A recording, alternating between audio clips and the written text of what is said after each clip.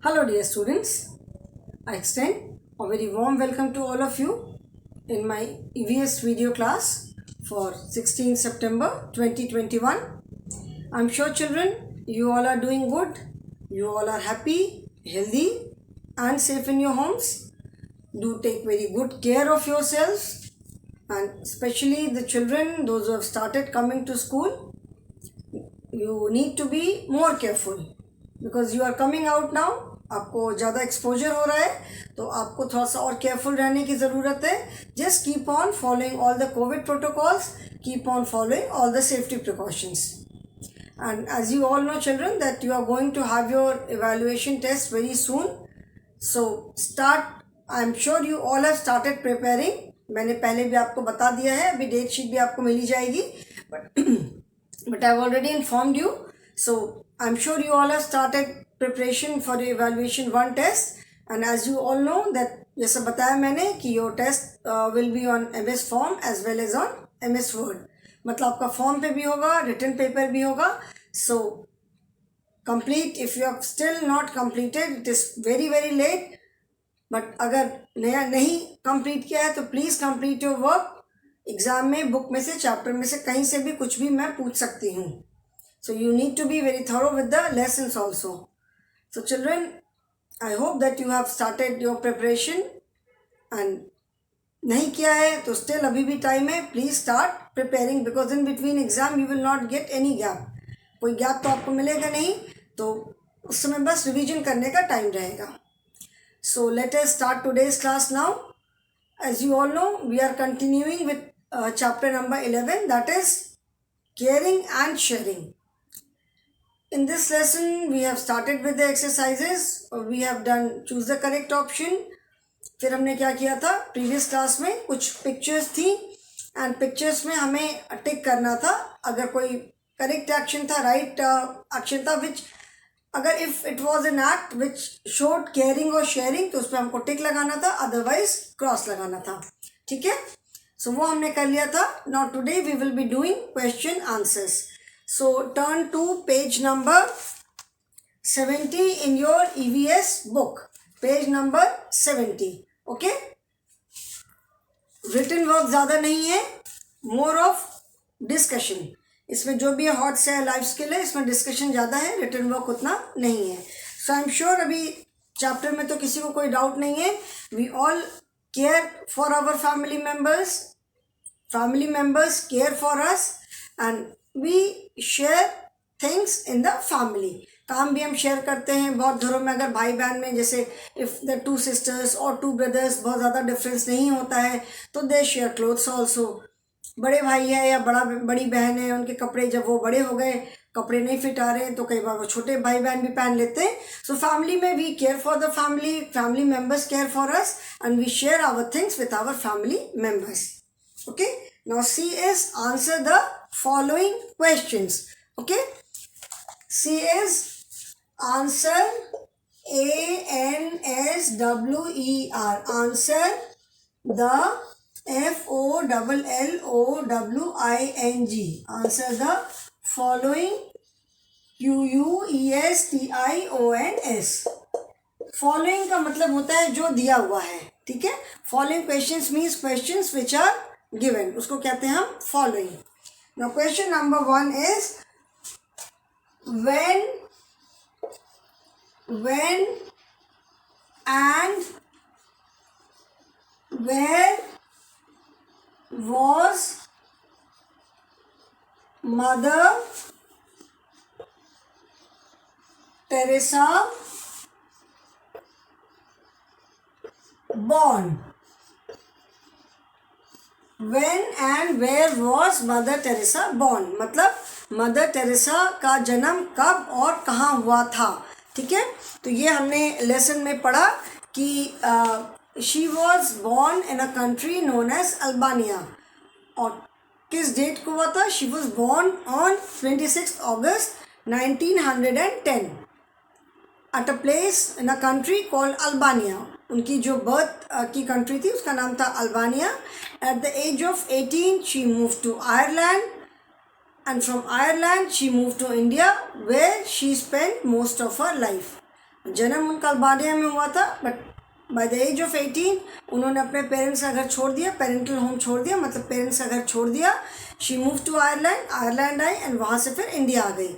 And maximum उन्होंने अपनी life India में ही स्पेंड किया. एंड व्हेन शी डाइड, जब उनकी डेथ हुई तो वो इंडिया में ही थी, उनकी डेथ इंडिया में ही हुई. Okay, so the answer is when and where was Mother Teresa born. When मतलब कब और वेयर माने कहाँ. तो व्हेन में हम क्या लिखेंगे, we will write the date. When का मतलब है कि you have to write the date and where means you have to write the place. Okay, so answer is MOTHER. Mother Teresa was born on 26 August 1910 at Albania. Mother Teresa was born on 26 August 1910 at Albania. Now write this answer. इस answer को आप लिखो, then we will write. I'll write the next answer. इसको लिखो आप अभी.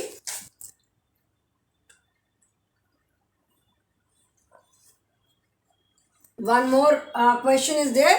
There are two more question answers, but written में हम बस एक question answer और करेंगे and उसके बाद वाला हम oral discussion करेंगे. Okay? Okay, I hope everyone has written. और अगर नहीं भी लिखा तो you can always take a screenshot. तो इसको मैं erase कर रही हूँ. ठीक है, I'll write the next question now. Question number 2.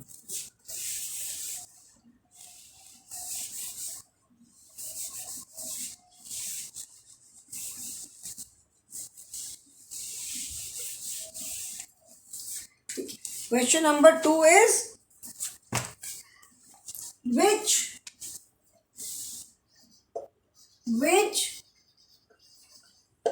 prize was awarded to her in 1979.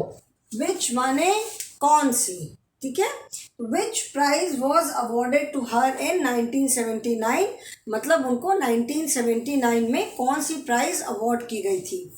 ठीक है, प्राइज क्यों मिलता है. जब आप क्लास में फर्स्ट आते हो, कोई कंपटीशन हुआ उसमें फर्स्ट आते हो तो प्राइज मिलता है. मदर टेरेसा को जो प्राइज, उसको एग्जैक्टली हम प्राइज नहीं बोलेंगे. ठीक है, दैट इज मतलब जो अवार्ड होता है इसमें कोई कंपटीशन नहीं होता है. प्राइज हमें मिलता है, कोई कंपटीशन है, एग्जाम होता है जहाँ पे मेनी पीपल आर देयर. जो मदर टेरेसा को जो अवार्ड मिला था उसको हम प्राइज नहीं बोलेंगे, because there were not many people की बहुत कोई रेस नहीं थी. ऑफ कोर्स यहाँ प्राइज इन द सेंस कि कुछ लोगों को चूज करके then they select from those. जैसे 4-5 लोगों को चूज़ किया, उसके बाद उसमें से सिलेक्शन करते हैं कि फाइनली किसको ये अवार्ड देना है, किसका काम सबसे अच्छा है. तो मदर टेरेसा को जो अवार्ड मिला था वो that was because of her caring and sharing nature only. उन्होंने जो मिशनरीज ऑफ चैरिटी स्टार्ट किया, उसमें जो बिल्कुल पुअरेस्ट ऑफ द पुअर जो लोग होते थे उनकी वो केयर करती थी, उनकी देखभाल में उन्होंने अपनी पूरी लाइफ स्पेंड कर दी. तो she got Nobel peace prize for that. ठीक है, नोबल पीस प्राइज जो मिलता है, नोबल प्राइज नाम है प्राइज का. It is named after Alfred Nobel. Nobel prize नाम है, अलग अलग फील्ड में मिलता है. तो मदर टेरेसा को मिला for piece, for working for humanity. Okay, नहीं तो ऐसे मेडिसिन में भी मिलता है, केमिस्ट्री के फील्ड में मिलता है, साइंस के फील्ड में मिलता है. ठीक है, जो बहुत तरह के रिसर्च होते हैं, सारी चीज़ होती है, आर्ट एंड लिटरेचर में मिलता है. तो Mother Teresa got in the field of peace. So which prize was awarded to her. Answer which. देखो, क्वेश्चन आंसर जब हम लिखते हैं तो half of the answer is already there in the question. ठीक है, question was when and where was Mother Teresa born, तो Mother Teresa was born मतलब व्हेन का आपको आंसर लिखना है एंड वेयर का लिखना है. Similarly in this question you have to answer which, जैसे when, where, which, what, who, how, these are known as question words. These words are used to ask question. ठीक है, तो अभी क्वेश्चन में जो भी वर्ड इसमें से यूज हुआ है हमको आंसर में उस वर्ड का आंसर देना है. जैसे वेन माने कब एंड वेयर मीन्स कहाँ, तो कब और कहाँ तो हमने बता दिया 26 August 1910 at Albania. Now this question says which prize was awarded to her in 1979. Which माने कौन सी. तो in this question we just have to answer which. यहाँ पे हमें बस which का आंसर देना है. ठीक है, which का आंसर देना है, rest you will find the answer in the question itself. Which prize was awarded to her in 1979? Nobel Peace Prize was awarded to her. बस आपको यहाँ पे which की जगह प्राइज का नाम लिख देना है. NOBEL Nobel, PEACE Peace, PRIZE Prize. बाकी क्वेश्चन सेम है. Nobel peace prize was AWARDED awarded to her in 1979. देखो आप पूरा आपको क्वेश्चन में ही आंसर मिल गया. बस विच की जगह लिखा Nobel peace prize is already written. Nobel Peace Prize was awarded to her in 1979. Okay? Now write this question, write this answer I mean.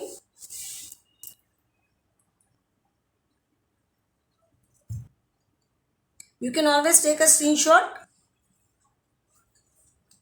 Okay, now question number 3 is how do you help your grandparents and parents? Now इस question का मैं answer अलग से नहीं लिख रही हूँ. We will just discuss it. ठीक है, इसको हम ओरली डिस्कस करेंगे कि how do you help your grandparents and parents. आप अपने ग्रैंड पेरेंट्स और पेरेंट्स की हेल्प कैसे करते हो. ठीक है, ग्रैंड पेरेंट्स हैं, ग्रैंड पेरेंट्स की आप हेल्प कर सकते हो by taking care of them. अभी उनकी केयर करने का मतलब क्या है कि आपके घर पे रहते हैं, आपके साथ रहते हैं और maybe they have come to your place. वह उनको कुछ चाहिए, आप उनकी चीज़ ला करके दो. ओल्ड एज में normally people take different type of medicine. दवाई उनकी कोई है तो उनकी दवाई ला के दे दो. Get water for them. ठीक है, उनको पानी ला के दे दो, उनके लिए खाना ला दो, उनके साथ बैठो, टाइम स्पेंड करो, बातचीत करो. सो दे फील सो गुड. ठीक है, छोटी छोटी चीज़ों से वो कितने खुश हो जाते हैं. आप स्कूल से आते हो, स्कूल से घर पहुंचते हो, घर जा कर के उनके साथ बैठो थोड़ी देर, उनको बताओ कि आज स्कूल में क्या क्या हुआ, आज आपने क्या किया. कि अभी स्कूल जैसे अगर नहीं आ रहे हो, those who are not coming to school, तो आज ऑनलाइन क्लास में क्या क्या पढ़ा, क्या क्या किया. ठीक है, आप ये सब उनको बता सकते हो. ऑनलाइन क्लासेस कैसे अटेंड करते हो. They take lot of interest. ठीक है, क्योंकि उनको तो ऑफकोर्स उनको तो बिल्कुल भी नहीं पता होगा कि ये सब कैसे होता है. आप उनको बताओगे तो उनको अच्छा लगेगा. Spend time with them. उनके छोटे छोटे काम कर दो जो आप आराम से कर सकते हो. ठीक है ना, जो आप आराम से उनके साथ कर सकते हो, छोटे छोटे उनके काम करोगे तो they will feel very good. Parents की कैसे हेल्प कर सकते हो. मम्मी जैसे घर पे काम करती हैं तो आप मम्मी के साथ घर के काम में उनकी हेल्प कर सकते हो. किचन में उनको कोई सामान चाहिए, आपको वो वेजिटेबल काटने वो कभी भी नहीं बोलेंगी क्योंकि पता है वेजिटेबल छुरी से काटते हैं हाथ कट सकता है. तो लेकिन अच्छा ठीक है, आलू कहीं पे रखा है, प्याज कहीं पे रखा है, कहीं से सब्जी ला के दे दी है, वो ला के उनको दे दिया.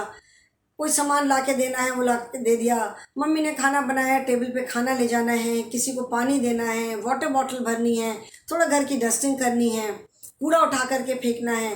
तो आप ये सारे काम कर सकते हो. मम्मी की हेल्प होगी और आई एम श्योर आप लोग करते होगे.